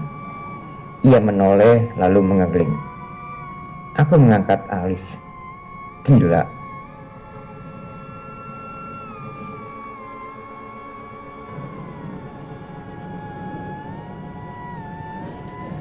Sore ini seperti biasa aku membantu Lek Udin di kandang. Aku ingat apa kata Inaya untuk mencari suatu benda milik Devi. Aku mendekatinya. Lek, apa sampean punya barang milik Devi? Ia menoleh saat memberi makan kambing. Ia terdiam sesaat seperti berpikir. Sebenarnya dulu ada gelang kaki miliknya. Aku nggak tahu sekarang di mana. Padahal udah tak simpan dalam kotak. Tapi kok ya masih hilang. Mungkin ada yang ngambil. Jawabnya seraya menata rumput di kotak kayu depan kandang. Yang ada loncengnya itu ya? Ia menoleh lagi. Kok Neng Diva bisa tahu? Aku kan sudah bilang, Lek. Dia sering mendatangiku. Aku tahu siapa dia sebenarnya. Dia kembaranku kan, Lek? Lek Udin menatapku tajam. Aku tahu ia rindu. Karena melihatku sama seperti melihat Devi. Ia mengangguk. Menaruh rumput lalu duduk di bangku kecil. Dikeluarkannya bungkus rokok dari dalam saku. Kemudian mengambilnya satu. Ia menyulut lalu menghembuskannya ke udara. Makanya aku kalau lihat Neng Diva itu takut gak bisa menahan. Aku mengambil alih tugasnya. Kujejer rumput di balok kayu depan kandang. Kepala-kepala kambing itu keluar dari celah kayu, mengunyah rumput yang masih segar. Aku masih ingin tahu semuanya, Lek. Kenapa aku dipisahkan dengan saudari itu sendiri? Apa salah kami? Kataku dengan nada memelas. Berharap Lek Udin berbelas kasih memberitahuku. Memang ada suatu hal yang disembunyikan, karena ini menyangkut aib keluargamu. Kulihat Lek Udin masih nyaman dengan rokoknya. Aku harus tahu, Lek, apa itu? Ia mengisap sedotan terakhirnya lalu membuang puntung rokok. Nanti malam ya, Neng, ikut aku. Akan kuceritakan semuanya. Asal jangan sampai diketahui nenek. Aku menghembuskan napas lega. Semoga semua pertanyaanku akan bertemu jawabnya. Aku bersiap pergi sesuai dengan rencana yang disusun oleh Udin. Aku berpura-pura untuk meminta tolong padanya mengantarkanku ke toko buku. Tak lupa aku sudah menghubungi Inayah agar semuanya semakin jelas. Nenek masih di musola, jadi aku menunggunya. Aku tak mau ia curiga kalau tidak pamit padanya. Mau kemana, Diva? Tanya Bude di atas ranjangnya saat melihatku keluar kamar. Aku masuk dan duduk di sebelahnya. Mau cari buku, Bude. Emang kamu tahu di mana toko buku? Dia antar sama Le Udin kok. Saat itu pula Le Udin sudah ada di depan pintu kamar Bude Risma. Udah siap, Neng? Kami menoleh. Aku sedikit kaget melihat penampilannya tak seperti biasa. Jaket jeans ala Dilan dan celana jeans hitam sobek membuatnya terlihat lebih muda. Sungguh berkebalikan yang setiap harinya dengan kaos oblong kedodoran dan celana kolor. Harum maskulin parfum menambah kesan maco. Aku terkesiap. Din, kamu jangan macam-macam sama Diva ya. Jangan samain dia dengan Devi, ancam Bude seketika. Aku semakin penasaran dengan semua ini. Apa maksudnya, Bude? Bude terlihat bingung. Mungkin dia keceplosan. Devi itu beda sama kamu, Diva. Dia dilahirkan tidak sempurna. Aku yang selama ini merawatnya karena ayahmu telah membuangnya. Sebelum aku sakit, setiap hari aku dan Udin yang mengurus kebutuhannya. Kepalaku semakin panas. Aku tak tahu apa maksudnya. Le Udin mendekati kami, memposisikan diri di tepi ranjang Bude. Mbak Risma, sama seperti saat aku menginginkan Devi. Aku tak pernah berharap Diva akan membalasku. Devi memang beda, tapi ia masih punya perasaan. Yang ia tahu selama ini, aku hanyalah sebagai perawatnya saja, tak lebih, dan aku memaklumi itu. Aku hanya melongo mendengarkan percakapan dua orang di depanku sembari terus menerus ucapan mereka. Bahkan aku tahu bila dulu ia menyukai Fahri, anak Palura yang sering beli telur di sini. Tapi aku tak masalah bila bertepuk sebelah tangan. Toh aku juga sadar diri.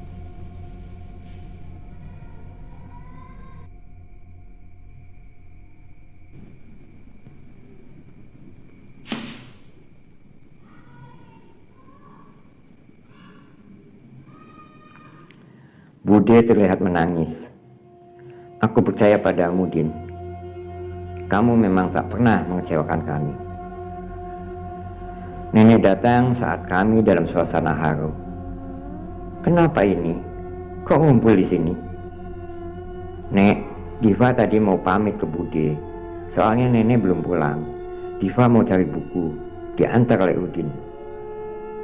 Nenek menoleh ke Le Udin, melihatnya dengan tatapan mengancam. Jangan lama-lama, gak usah pakai mampir-mampir, langsung pulang, katanya beruntun tegas. Kami berdua hanya mengangguk pasrah. Di depan rumah, Inayah datang bersama Ria saat kami akan bersiap. Mereka membawa motor metik merah.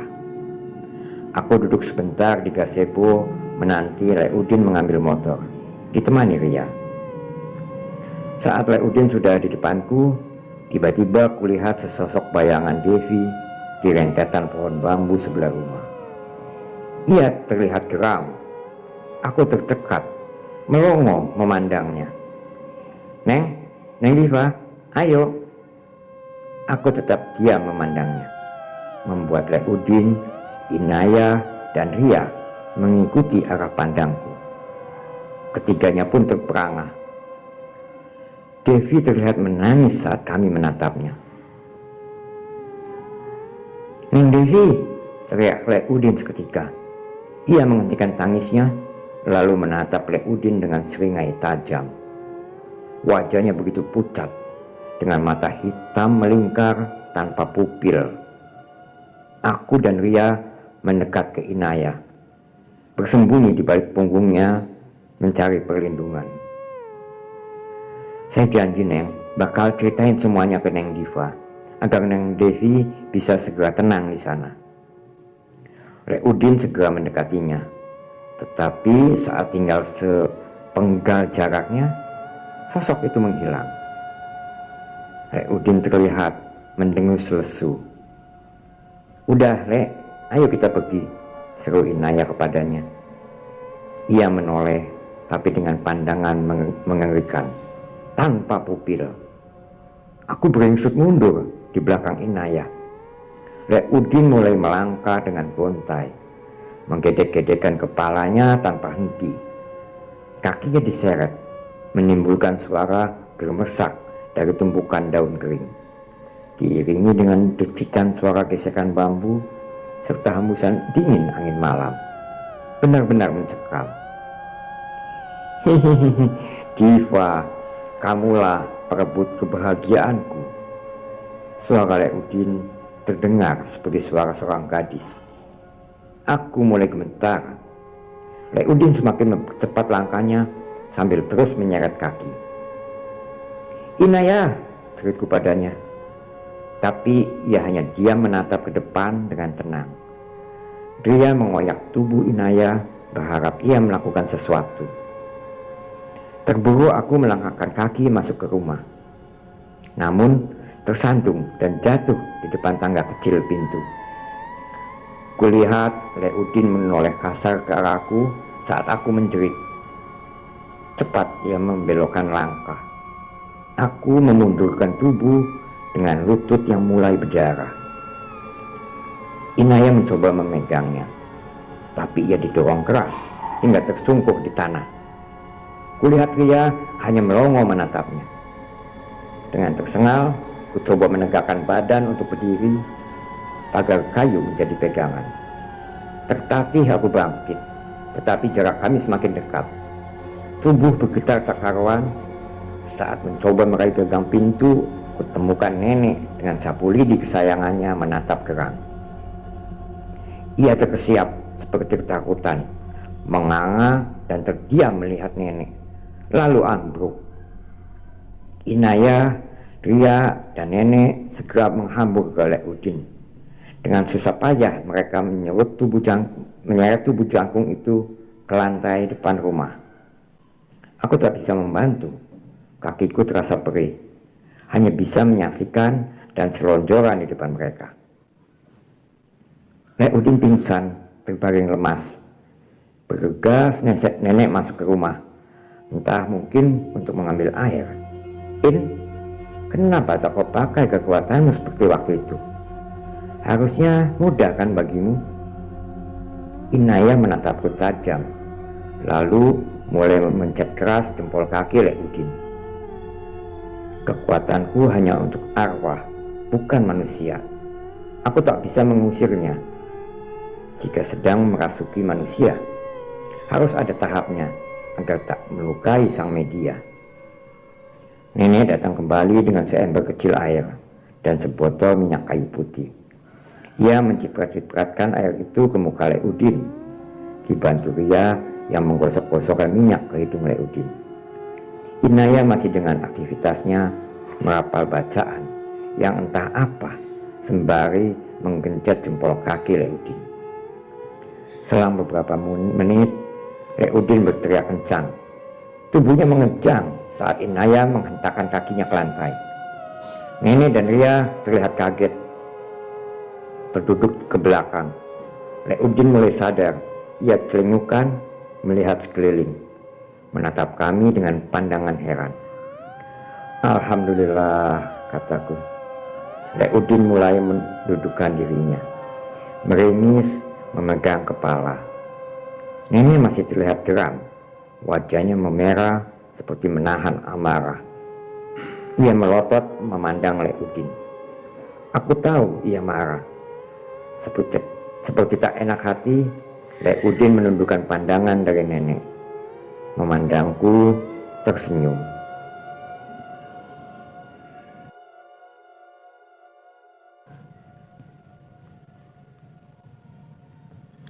Ah, degup jantung berpacu tak kalah senyuman itu tersirat di mata. Rasa yang sama saat pertama kali aku memandang Fahri. Mungkinkah?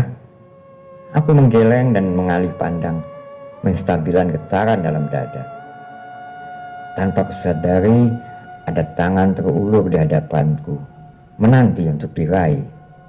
Aku menengadah, mencari wajah pemiliknya. Inaya tersenyum, mengangguk di sana. Ia memapaku berdiri, sedikit kaku karena luka di lutut yang mulai mengering. Nenek membuka pintu lebar-lebar, mengisyaratkan kami untuk segera masuk. Terpincang aku melangkah dengan bantuan rangkulan Inaya. Terkaget aku saat tubuh ini diangkat tanpa permisi. Dalam sekejap, aku sudah dalam gendongan tubuh jangkung Leudin. Ada percikan rasa yang menyala dalam dada. Kala kedua netra kami beradu tanpa sekat. Bahkan bisa kurasakan hembusan hangat nafasnya yang menguar di wajahku. Deru suara mobil terdengar berhenti di halaman rumah. Kami menoleh. Aku masih menggelayut di tubuh kekar Leudin. Saat pintu mobil terbuka, kutemukan Fahri bersama kedua orang tuanya di sana. Fahri menatapku kaget. Kulihat ia berlari kecil menghampiri kami. Ada siratan cemburu di wajahnya. Namun meluluh ketika menemukan kakiku yang berdarah. "Kamu kenapa, Fah?" Entah kenapa aku semakin mengeratkan pegangan ke tubuh Leudin. Seperti suka melihat guratan kecemburuan itu. "Pak Lurah, ada apa ini?" tanya nenek pada ayah Fahri yang mulai mendekat. Aku mengisyaratkan Leudin untuk menurunkanku. Lantas terpincang merapat di samping pria.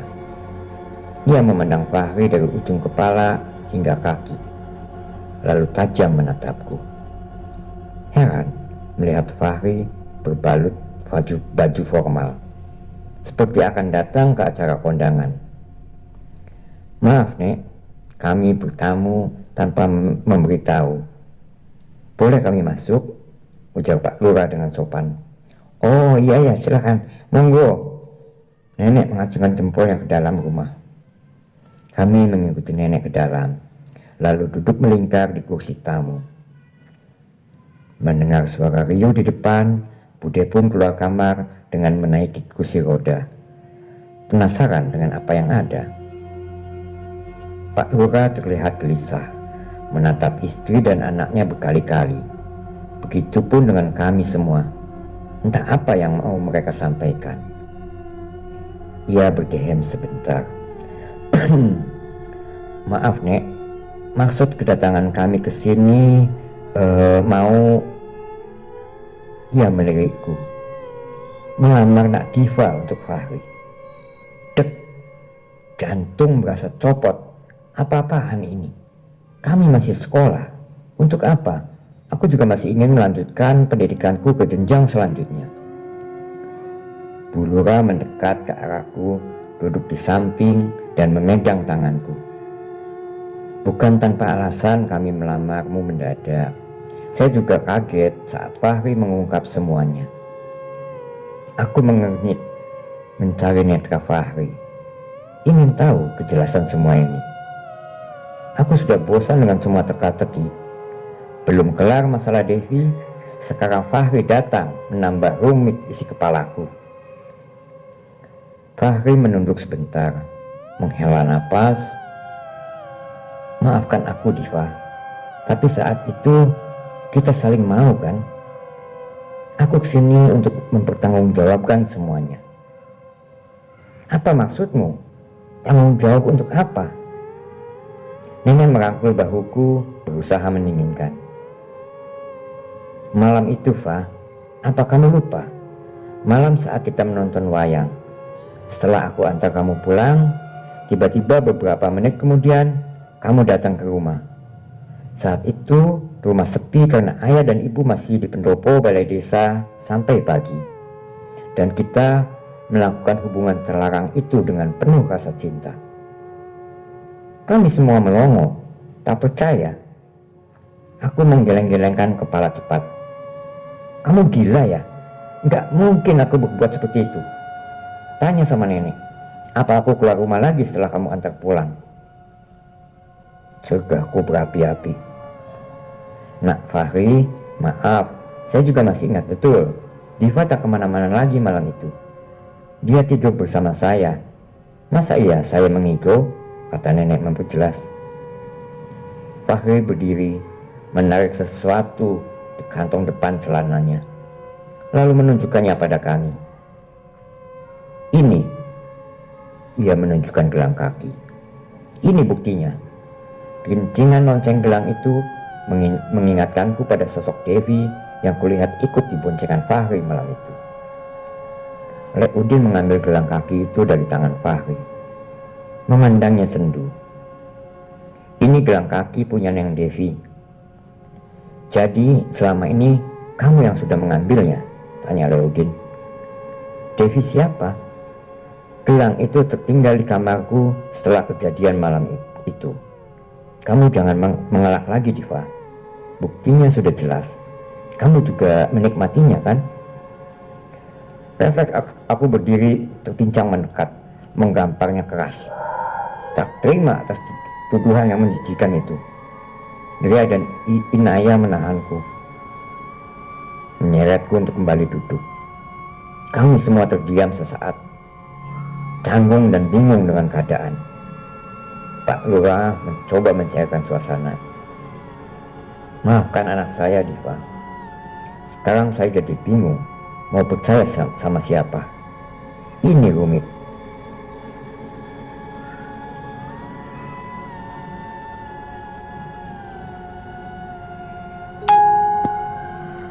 Udin, apa benar itu gelang punya Devi?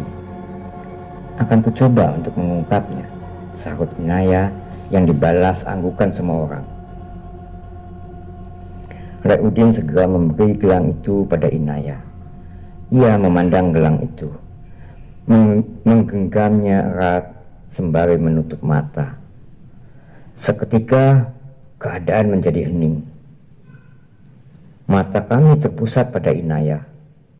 Terlihat ia menggeleng ke atas, ke bawah, kiri, kanan, sesekali mengangguk, masih dengan mata terpejam, layaknya mengikuti kata hati. Keringat mulai membasahi dahinya. Beberapa menit setelahnya, matanya membelalak. Kami terkaget. Di sampingku, Ria menggenggam tanganku erat karena melihat mata Inaya yang melotot tanpa pupil. Ia tertawa dengan suara yang berbeda. Fahri, aku bahagia bisa bersamamu semalaman memadu kasih. Semua orang saling pandang, mencerna apa yang dikatakan Inaya. Kamu siapa? Tanya Fahri. Bude mendekati Inaya. Ia memutar ban kursi rodanya mendekat, memandang rindu gadis di depannya. Devi, kau kayak tunduk. Inaya menatap Bude. Ada guratan sedih di wajahnya, membuat garis bibirnya turun. Bude, aku sayang Bude. Sama Lek Udin juga. Tolong bilang nenek jangan pukul aku lagi pakai sapu lidi itu. Sakit. Gerintingnya di depan Bude. Kulihat nenek menggerakkan giginya geram, menahan emosi. Apa maksud semua ini? Tanya Pak Lurah bingung. Inaya kembali memejam. Ia menggeleng-gelengkan kepala dan semakin mengeratkan genggaman tangannya pada gelang itu. Seperti sedang berusaha melawan. Luruhan keringatnya semakin deras mengucur. Kami hanya mampu menunggu tanpa bisa berbuat apa-apa. Perlahan ia membuka mata. Lega rasanya melihat keadaan matanya yang kembali normal. Ia menghembuskan napas berat. "Maaf, akan kubongkar semuanya." Inaya bercerita bahwa Devi adalah saudara kembarku. Ketika lahir, Devi sudah cacat di kakinya. Saat sudah mulai bisa berjalan, ia tak normal, berjalan dengan menyeret kaki. Ditambah lagi, dia mengidap autis yang membuat ia sedikit keterbelakangan mental.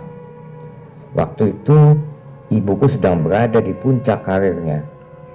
Ia tak ingin seluruh dunia tahu bahwa ia mempunyai anak yang cacat, apalagi nenek. Ia tak ingin reputasi menantunya hancur, hingga mereka memutuskan untuk menyembunyikan Devi dari sorotan semua orang. Di desa ini pun hampir tak ada orang yang tahu keberadaan Devi, karena nenek mengurungnya di gudang belakang samping kandang. Sesekali orang tuaku datang untuk menyambangi, tetapi mereka tak pernah menganggap Devi sebagai anaknya. Hanya datang untuk memberikan uang sebagai pemenuhan kebutuhan saja. Beruntung ada Bude dan Leudin yang begitu menyayangi Devi. Mereka menganggap Devi seperti anak normal pada umumnya. Hingga saat Devi tumbuh remaja, Fahri yang sering beli telur ke kandang diam-diam dilirik oleh Devi melalui lubang kecil di ruangan itu. Ia kagum akan sosoknya. Acap kali ia bercerita dan berangan-angan menikah dengan Fahri kepada Bude dan Leudin. Nenek memberi gelang kaki dengan lonceng agar saat ia butuh apa tinggal membunyikannya. Namun itu malah membuat Devi semakin sering menggoyang-goyangkan kaki karena ia tak ingin sendiri di sana. Hingga seringkali nenek memukulnya dengan sapu lidi yang membuat ia semakin tersiksa. Semakin lama tubuhnya semakin ringkih karena sering dipukul. Ia tertekan dan membuat ia terserang berbagai penyakit dalam. Hingga akhirnya ia menghembuskan nafas terakhir dan dikubur di kebun belakang rumah agar tak diketahui orang. Astagfirullah, segitu teganya ya nenek, ucap Bulura tak percaya menggelengkan kepala. Nenek hanya diam menunduk malu. Satu hal lagi, meninggalnya orang tuamu juga disebabkan oleh Devi. Arwahnya mengikuti mereka saat pulang syuting dan menggebrak kaca depan mobil. Akibatnya ayahmu tak bisa mengontrol setir yang membuatnya oleng dan menabrak. Kata Inaya kepadaku, mungkin dia iri kepadamu karena kamu bisa hidup bahagia dan normal, disayangi oleh semua orang. Apalagi Fahri, orang yang pernah Devi kagumi, malah jatuh cinta padamu, sahut Ria menambahkan. Jadi semua sudah jelas kan? Bagaimana Diva? Apa kamu mau menerima lamaran anak saya? Pak Lura menatapku tegas. Kujawab pula dengan lugas, maaf Pak, setelah tahu semua ini, saya tak mau lagi membuat saudariku dendam padaku. Saya tak bisa menerima. Biarkan Devi tenang di sana tanpa membuat kami luka untuk selamanya.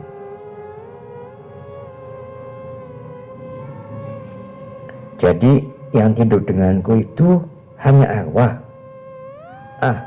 Ini tak masuk akal. Padahal aku berharap ini nyata, kata Fahri diikuti lototan semua orang. Aku meliriknya dengan pandangan muak. Detik ini juga aku mulai membencinya. Dasar lelaki mesum. Pandanganku beralih pada Leudin yang berada di samping Fahri. Entah ada rasa nyaman saat menatapnya. Lelaki sederhana tanpa banyak gaya, dan tentunya begitu menyayangi Devi, saudariku. Pipi berasa merona saat mata kami bertemu pandang. Senyumannya mampu meluluh lantakkan hatiku yang sedari tadi memanas.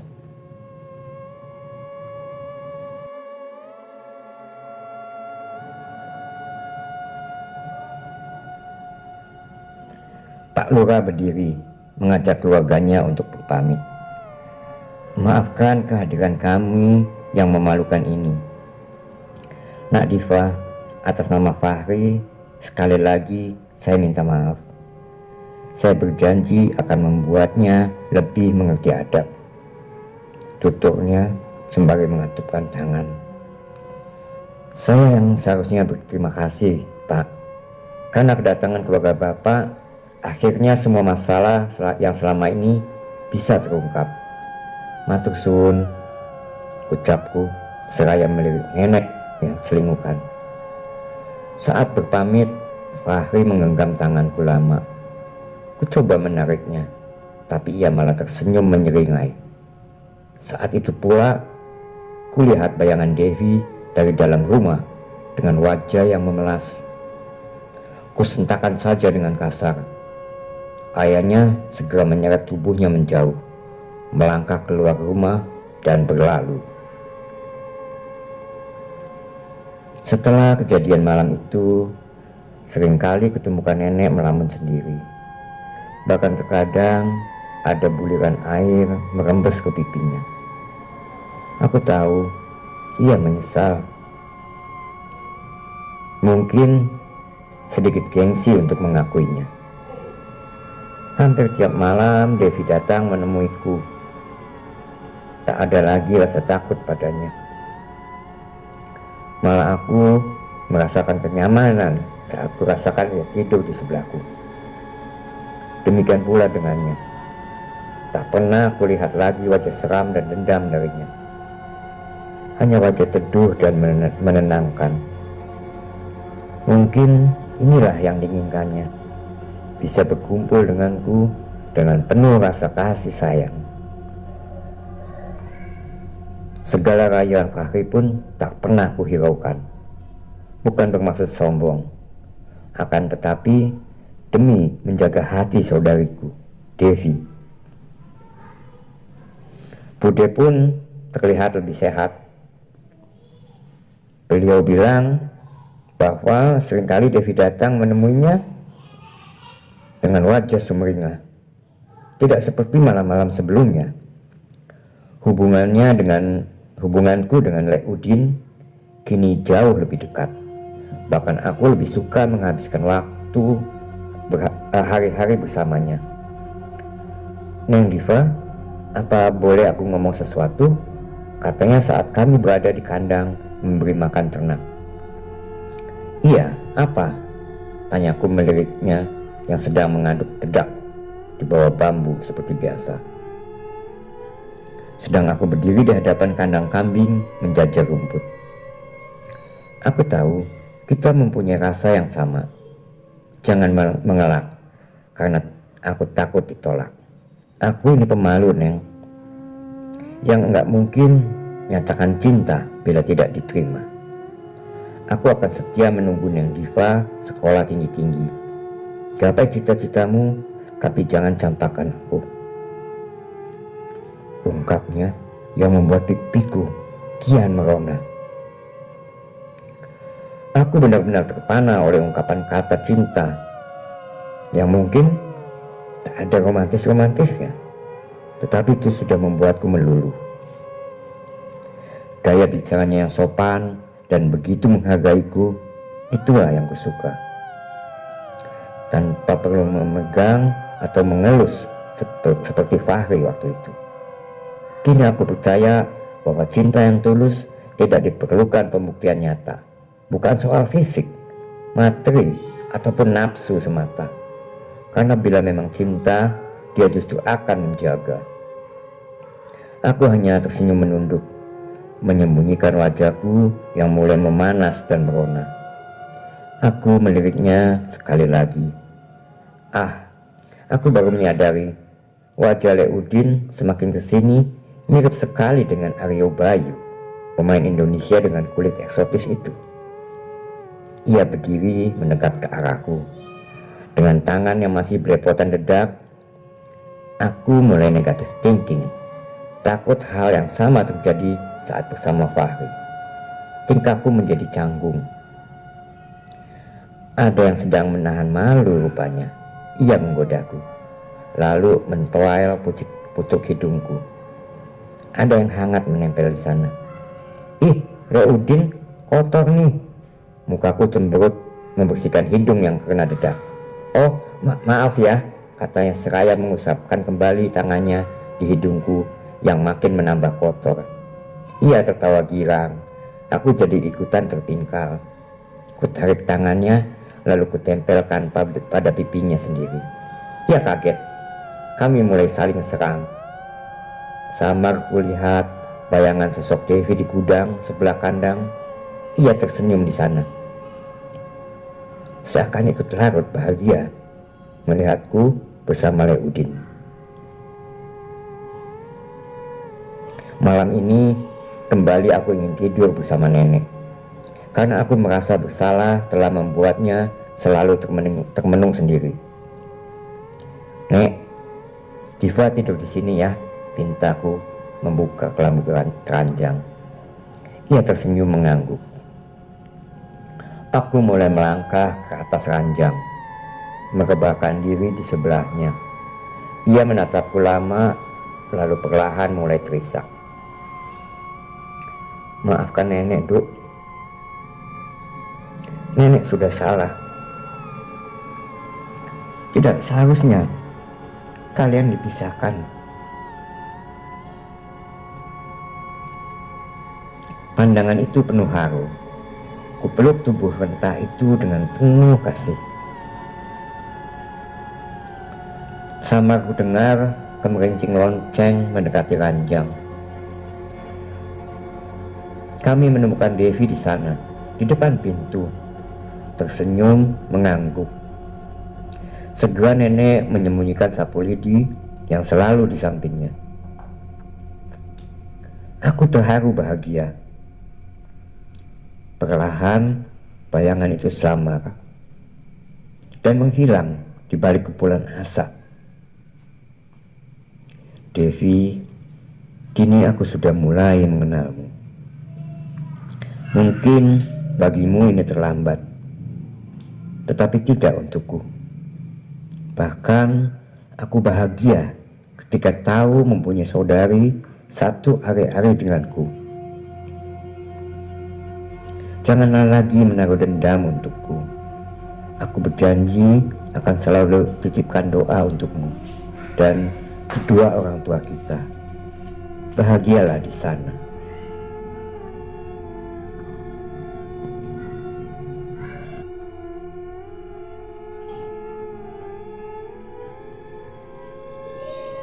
Demikian cerita Dendam Saudariku telah selesai. Berakhir dengan happy ending, walau terselip guratan haru di sana. Banyak hikmah yang bisa diambil dari cerita ini. Utamanya adalah sayangilah keluargamu, saudaramu, seperti apapun keadaan mereka. Kita akan berjumpa kembali pada kisah-kisah lainnya yang tentunya menegangkan dan penuh misteri. Sampai berjumpa kembali dan wassalamualaikum warahmatullahi wabarakatuh.